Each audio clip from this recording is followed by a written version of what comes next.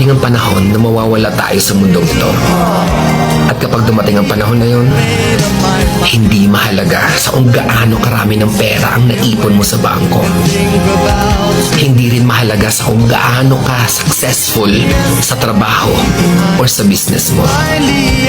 At lalong hindi mahalaga sa kung gaano kaganda ng mukha at ng katawan mo.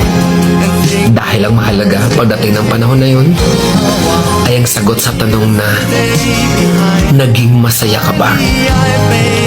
Nagawa mo ba ang kagustuhan ng puso mo kahit pag-gaano ka malito sa mata ng mundo? Dahil sa huli naman, ikaw naman magdadala ng mga memories na yon sa libingan mo. Hindi naman ang mga tao sa paligid mo.